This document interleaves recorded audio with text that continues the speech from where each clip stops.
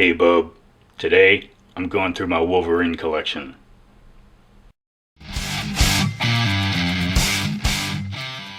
Hey YouTube, if this is your first time here, welcome to my channel. If not, welcome back. Today is the day I've been promising for the last couple of weeks. I got some major Wolverine keys I'm excited to show you. And while I'm at it, I figured I'd go ahead and show you the rest of my Wolverine collection. So I've got a whole box of books to go through. So I want to try to get to it and not waste any time. First of all, we're going to start off with my facsimile editions. These are obviously would-be major keys if they were the originals, but unfortunately, you know, they've been kind of out of my reach for a while. Particularly the Incredible Hulk 181. That one is a book that I've just decided that is never going to be part of my collection. I'm okay with that. I do have a reprint of it, but this is the facsimile edition. It's nice to have the original cover art, and of course with the facsimiles, there's a few ways to tell the differences. The cover price is different, the barcode's a little different, and then there's a red Marvel logo. Let's see if you can see this here at the bottom. On the bottom left corner, there's that red Marvel logo that they stick on these things. So that's one way to tell the difference between the original and a facsimile. So Hulk 181, of course, was the first appearance of Wolverine. On your left, the original version of this, of course, would have been Wolverine #1. Came out in 1982 by Chris Claremont and Frank Miller doing the artwork. This was a limited series, limited to 4 issues, and it was the first solo Wolverine title that came out. On the right is another Wolverine #1, once again by Chris Claremont, but this time joined by John Buscema on artwork. This, of course, would be the first issue in his first ongoing solo title, Wolverine. So his first ongoing solo series came out in 1988, the original. So these 3 are my facsimile copies, excuse me.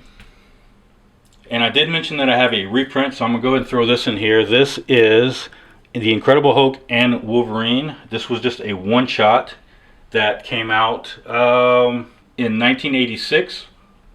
And this book, I bought this when I was a kid. You can see it's a newsstand edition.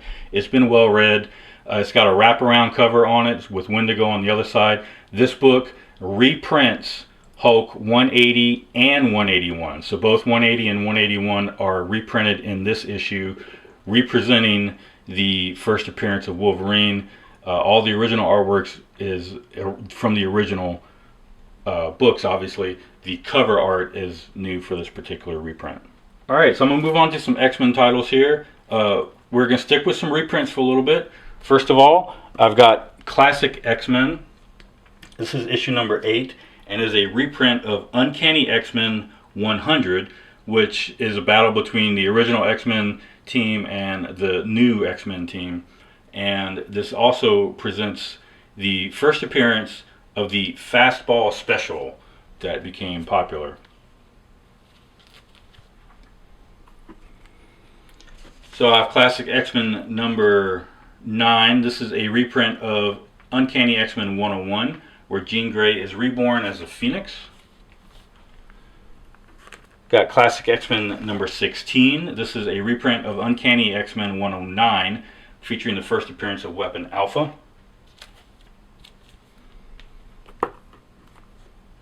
Classic X-Men number 20. This is a reprint of Uncanny X-Men 114.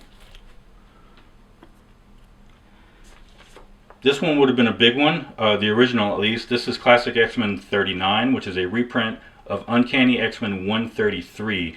This was really the first solo Wolverine story and also cover where Wolverine really kind of came out on his own. Before this, he was just kind of another character, another team player in the larger group of the X-Men. But this one was really instrumental in showing that Wolverine could carry his own story. This was a Chris Claremont written story. He was the writer who would eventually go on to write the solo series that I showed you earlier with Wolverine issue number 1, where he finally got his first solo title. So this particular X-Men issue, the original, was a big part in taking Wolverine and bringing him into his own solo title. In this issue also, you really get to see Wolverine kind of unleash and see his potential as a character. And he kind of has his own little Dirty Harry moment in there as well, with a famous kind of a "Do you feel lucky, punk?"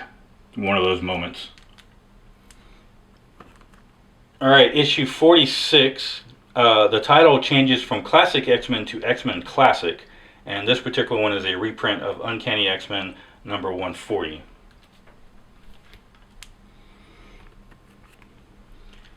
X-Men Classic number 56. This is a reprint of Uncanny X-Men 152.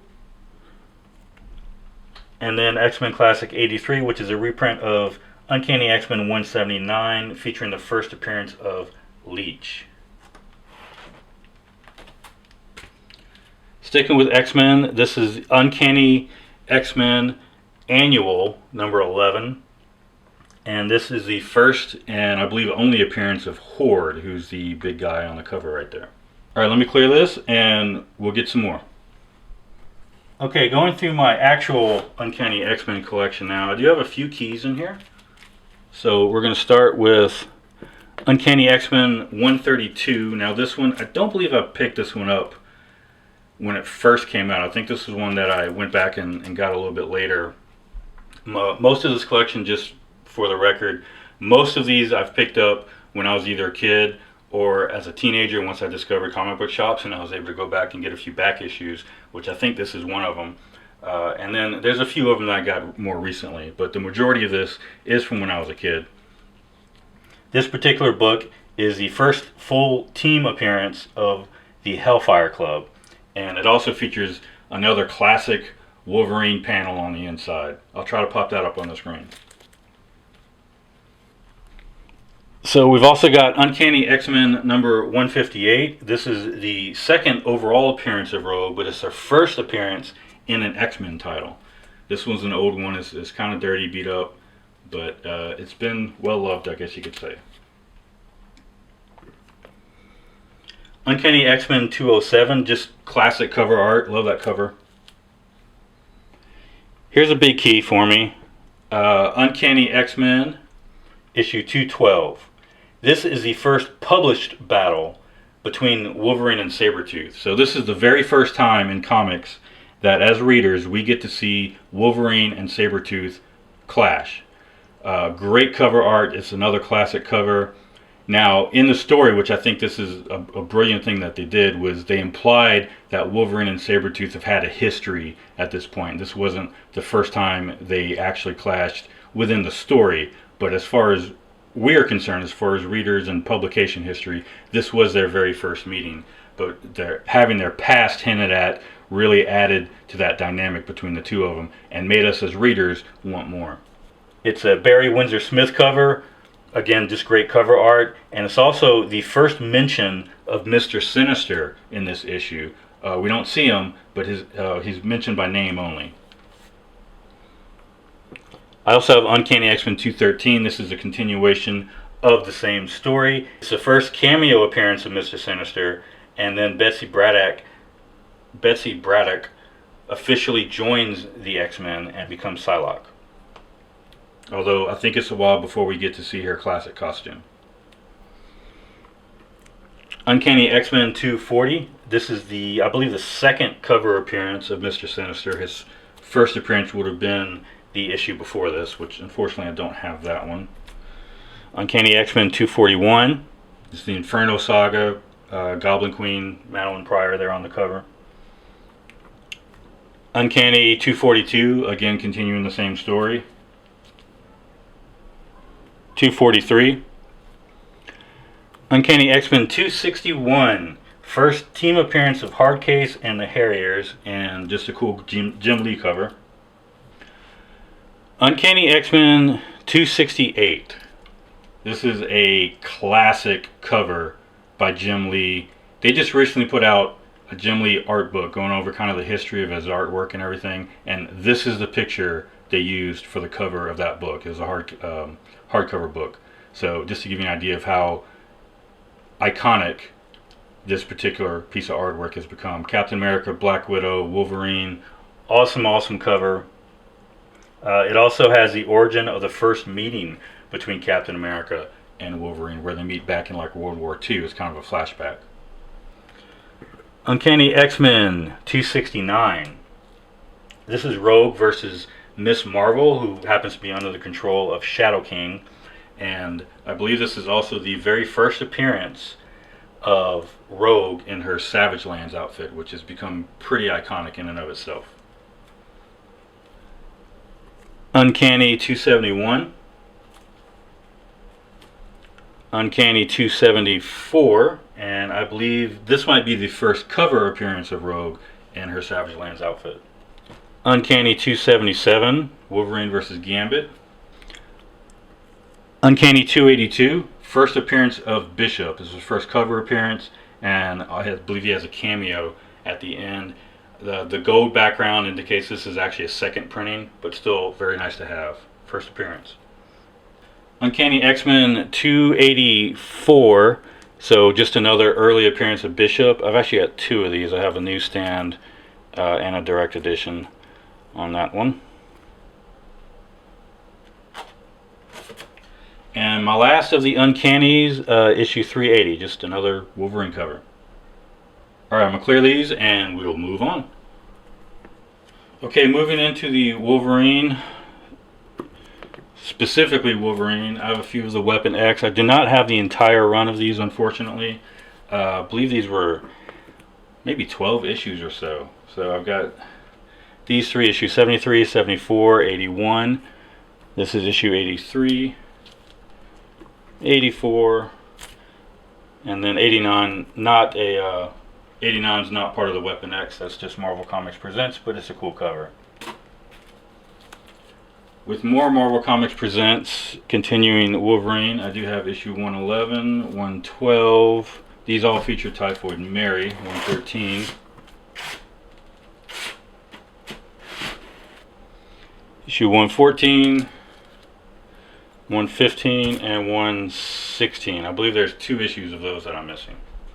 Okay, now we're finally going to move into the actual Wolverine solo title. This would be from the 1988 run. I showed you my issue number 1, which is a facsimile edition earlier. This would be issue number 2. According to Key Collector, this is the debut of the Muramasa Blade. I also have issue number 3, which just continues the story. I have issue number 8, just a classic cover here by John Buscema, featuring Wolverine as Patch, and of course the Grey Hulk as his Joe Fixit persona. Following 8, I've also got issue number 9. Issue 17, which is just another classic cover, this one by John Byrne. Issue 23, another cool cover. Issue 24, this is a great cover by Jim Lee. Not his usual style. This is a little different from his typical style, but still a really cool Jim Lee cover. Issue 33, I believe that's a Mark Silvestri cover, if I remember correctly. Issue 34, we're going to try to rock through these. Issue 41, this features the first battle between Sabretooth and Cable.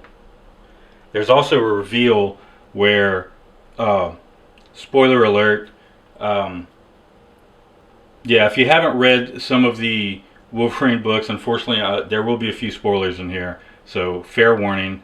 I know maybe it's a little late for that, but in this book they reveal that Sabretooth is actually Wolverine's father, and that was something that they ended up kind of changing. They almost backed off on it even at the end of this particular issue. It was something they never went into, and then of course later on when they did the origins, they did a completely different origin story. But the intention was Sabretooth by I believe it was Chris Claremont who came up with the original idea of Sabretooth and Wolverine being these two opposing forces of each other, kind of two sides of the same coin, that they were going to be related. They were always going to be father and son, and that was how that was going to go. But of course writers went in different directions with it over the years, and it was just never explored beyond this issue. And then when they finally did get to the origin story later on, They completely retconned all of that, unfortunately. I would have liked to have seen this play out, personally. Okay, moving on. Wolverine issue number 45. More Sabretooth action. Issue 48, here's where we start exploring some of the Weapon X stuff in the actual Wolverine title. Issue number 49, which starts a story plot involving a character called Shiva. The Milestone issue number 50 features a really cool die-cut cover where it looks like a file folder, but it's coming through, and then if you open that, you get to see the actual cover that's underneath it. So it's pretty neat. This is also the first appearance of Shiva. And issue number 51, just continuing the story. And also issue 52. Going on, issue 60, still have Shiva, and then Sabretooth in this one. Issue 64, really cool cover. Again, spoiler alert, this one features the death of Silver Fox, which you can see on the ground there. Issue 69, Into the Savage Land. Issue 70, more Savage Land. Issue 71, more Savage Land. Okay, here I'm going to make a slight jump just because of continuity issues. So at this point, there was a storyline that was a crossover between several different titles going on at the same time, and it was called Fatal Attractions. These next two issues are directly tied together, so I kind of have to make a jump here, but we're going to jump to the X-Men run that was started by Jim Lee in 1991. This particular issue came out, I believe, in 1993, but this is issue 25, and you can see there's a hologram card on the cover there. This one is the issue, it's a wraparound cover, but this is the issue where Magneto literally rips the adamantium off of Wolverine's skeleton. That issue is directly followed by Wolverine issue number 75, which continues the story directly, and not only does Wolverine no longer have adamantium, this is the first appearance of his bone claws. Now, I have to be honest with you, as a Wolverine fan, I've never been a huge fan of the bone claw idea, just because that's not really how claws work, and you know, they basically made his bone claws almost as indestructible as his adamantium claws were, which didn't really, you know, I mean, come on. I guess it felt like the writers kind of wrote themselves into a corner here, but then they figured they couldn't have Wolverine not do anything, so they had to give him something, so they gave him the bone claws, and then he kept them for several years. I think it was 1998 before, or no, 99. It was, so this issue came out in 93. It wasn't until 1999 before he gets the adamantium put back in him. So for years they ran with the story of Wolverine not having adamantium on him at all and having to use bone claws. So I know some people like the bone claws, they think they're cool. I've just never personally liked them. I know the original plot lines were that the claws were implants as part of the Weapon X project, and then this book effectively retconned all of that. So if you like it, great. Personally, I've never been a fan. I've come to live with the bone claws. I've just never been a big fan of them. Alright, moving on with the Wolverine titles. We'll go to issue 84. And it's funny too, because they would draw his claws kind of the same. It was hard to tell, depending on the artist. Some artists, it was hard to tell if they were supposed to be bone claws or not, because they kind of just drew them the same way sometimes. This is issue number 98. Now this is a really cool cover. I like the cover, and if you look closely you can kind of tell that these are supposed to be the bone claws here. But there's the Princess bar, where the bar that he co-owns as Patch in Madripoor. This is the 100th issue, the big 100th Wolverine issue. Kind of a milestone issue there. And in this issue, this was a storyline where he was starting to become more feral. They kind of went in an interesting direction with it, I guess. At the end of this issue, Stick sends Elektra to go find Wolverine to basically kind of help mentor him and bring him back to humanity, because he was basically becoming just a feral, primal animal at this point. So issue 103, and here you can see the physical transformation that they started to go with on Wolverine with the artwork. You can actually clearly see how the claws are drawn a little differently, and of course, awesome picture of Elektra there on the cover. Continuing that story, this is Wolverine 106, which again features Elektra.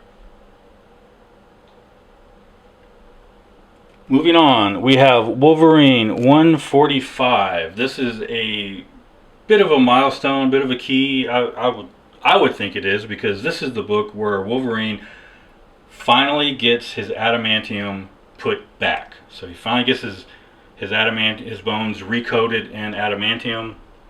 Like I said earlier, this came out in 1999, so it only took him, what, 6 years to do that, you know, but whatever. Cool issue, and it's got a cool little cover. Really cool how they have the foil on the claws on that one, so I like that one. Issue 154, Rob Liefeld cover. This features the second meeting between Wolverine and Deadpool, and then issue 155 continues the story with a really cool tribute cover to Incredible Hulk 340. So this is a flashback issue. It's labeled as a -1. It was just a little one-shot. I've actually got 2 of these. I bought the second one thinking the first one was a reprint that I had, but when I went back to look at it, nope, it was the original. So now I have 2. This one has a kind of a before Wolverine joins the X-Men story, and it has a run-in between him and Sabretooth, and this all happened after the events of Sabretooth killing Silver Fox for the first time, which is another story. But after the events of Wolverine issue 10, which is where Wolverine believes Sabretooth kills Silver Fox, you find out later it was a trick, and then he kills her for real in the other issue that I showed you earlier. But anyway, going back to this one, it's after those events, before Wolverine joins the X-Men.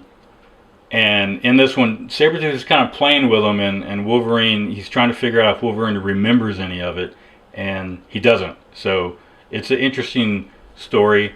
It features Carol Danvers, Nick Fury, and also an appearance by Black Widow. Alright, we're going to move on to some limited series here real quick. I've only ever got the 2 of these. This was a 6-issue limited series, Kitty Pryde and Wolverine. That's issue 3 and issue 5. Wolverine and the Infinity Watch. I've actually got 2 covers of that. One of them was a Walmart exclusive cover. I believe it's that one right there that you're looking at. I do have all 5 issues of that. I'm just not going to go through all of them right now. Wolverine Black, White, and Blood. This has been really popular lately. I do have all 4 issues of those. There's 1, 2, and 3, followed by 4. Mystique on the cover there. So I told you the origin story kind of retconned a lot of the original origin story from Wolverine. And again, while I've never been a fan of the Bone Claws, this is just a real cool cover. And that was literally the only reason I got it, was for the cover art on that one. I don't have any of the other origin books. Well, I don't have any of the original origin books. This was another limited series, Wolverine Origins. This one features the first appearance of Daken, who ends up being Wolverine's son. So I have a cool alternate cover here, variant cover of Hunt for Wolverine. This follows the events of the miniseries Death of Wolverine. And then following Hunt for Wolverine, we get The Return of Wolverine. And again, that one just really cool cover. I only have the first issue on that one. So getting into the Jim Lee X-Men run, these came out in 1991. This is issue number 1. This is the deluxe edition, which features a wraparound gatefold cover that gives you the complete artwork for all 4 of the individual covers that they did on the regular version. So the regular covers were done as a connecting piece, connecting artwork, and there were 4 different versions, all 4 connected to make a larger piece. I don't have room here to show you all 4 of them, but I do have all 4. I'll try to throw a picture up to show you all 4 of them next to each other. The interesting thing I find about this, though, is that on the deluxe edition versus the regular edition, not only are the colors a little different and the X-Men logo is done differently, but Wolverine is missing his claws on his left hand in the regular edition, and they went and added it on the deluxe edition. So I'm not sure what happened there, but that's how it came. Okay, so in addition to those, this is X-Men number 2 from that same run. I have X-Men number 5. This is the first full cover appearance of Omega Red. His first appearance in the book was the issue prior to this. Unfortunately, I don't quite have that one. This also features the first appearance of Maverick. X-Men number 6, Sabretooth, Psylocke. X-Men number 8, Bishop there on the cover. Enough said. Issue number 9, Wolverine and Ghost Rider. This one's interesting because they fight in the sewers, and it's funny because as writers, of course, writers write what they know, and a lot of these writers for comics are from, particularly from Marvel, you know, they're from New York. They're used to New York. New York has these huge sewer systems. I was born in New Orleans. New Orleans actually sits below sea level. There's not a lot of stuff underground in New Orleans that's not wet. So when you have underground sewers, they do have sewer systems, but I think the largest of the pipes are maybe 6 or 7 feet in diameter, so barely large enough for someone that would be able to walk through, let alone these huge cavernous rooms that, you know, you can have these huge fights in like they depict in this book. So I just found that funny, being that I'm from New Orleans and know that that actually wouldn't happen. It's more of the sewer system that they depict in there is more reminiscent of the ones in New York. But anyway, X-Men issue number 11, classic Jim Lee cover again. You hear that word a lot here, but hey, he's Jim Lee, and it's just a great cover.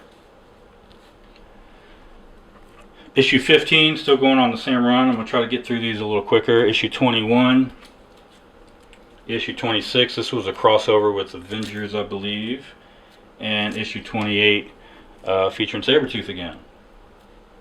So Uncanny X-Force, again, I have the first 5 issues of these. I'm not going to show them, I'm just going to show you the first one. This was kind of a covert special ops team that was put together where all of the members were willing to do what the other X-Men weren't, and that's basically kill if necessary. All the members were handpicked because they had killed before. It's something that they've done in their past. They were willing to do it again. Wolverine leads the team. Cool outfits, really cool story. I would like to get more of this run. The first 5 issues are really good. Okay, I'm going to stop there with the old issues. I have a couple of the newer runs from the current run of Wolverine, but I'm not going to show you those. I've shown those in some other videos. Now it's time for the reveal of the big key issues that I got. Okay, so these are some keys that I got for Wolverine that I've had my eye on for quite some time. It was just a matter of finding them for the right price at the right time, and I just managed to get all of these books for what I felt were decent prices at the right time when I was able to get them, so that's always a bonus. So here they are, starting with issue number 10. I know I skipped over that one earlier, but this is issue 10, and this is the first appearance of Sabretooth in a Wolverine title.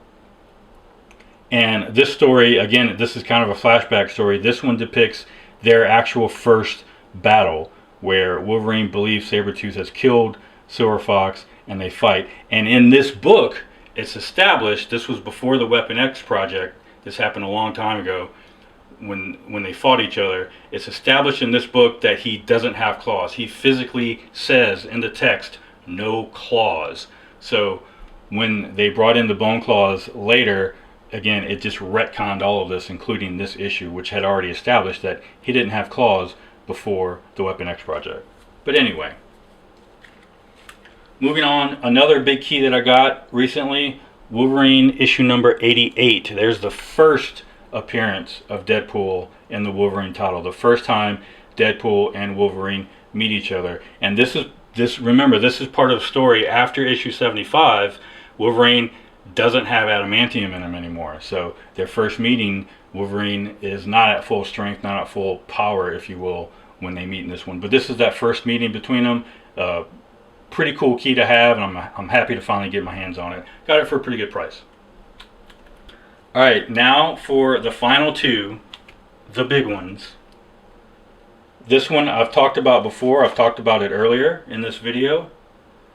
This is classic, iconic artwork by Todd McFarlane on The Incredible Hulk, issue 340. Finally happy to get a really good copy of this one. It's not a 9.8, but it's a pretty good copy. It's in pretty good condition. It presents extremely well. There's not really any, if you can see, there's no major creases or anything like that on it. So it's in really good shape.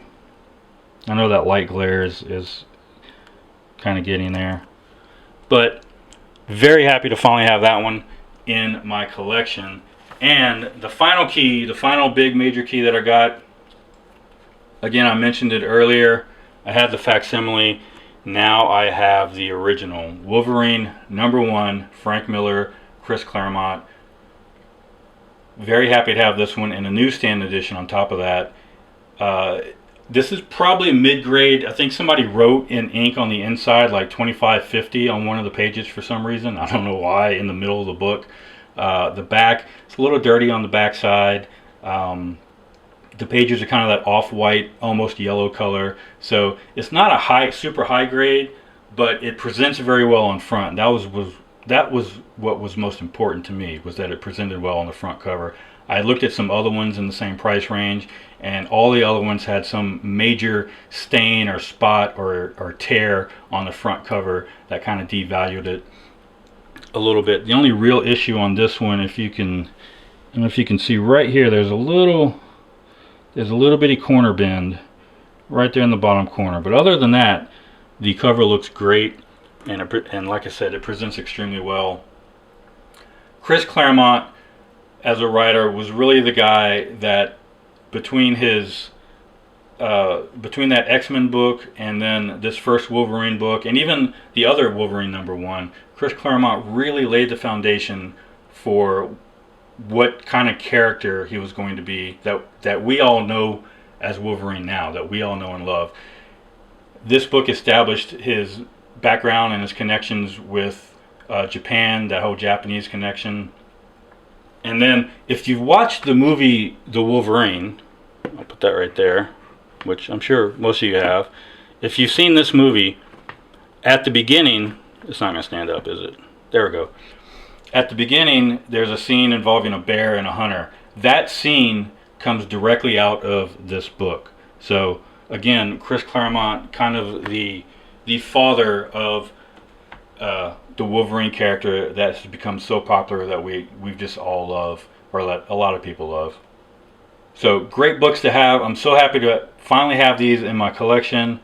Some great keys. I know they're not super duper high or super duper expensive, but for me they were a big deal, and I was glad to finally able to get some in good condition for good price and put them in my collection finally. Phew. Okay, so thanks for watching. I think that just about wraps everything up. Remember, collect what you love, and I'll catch you later.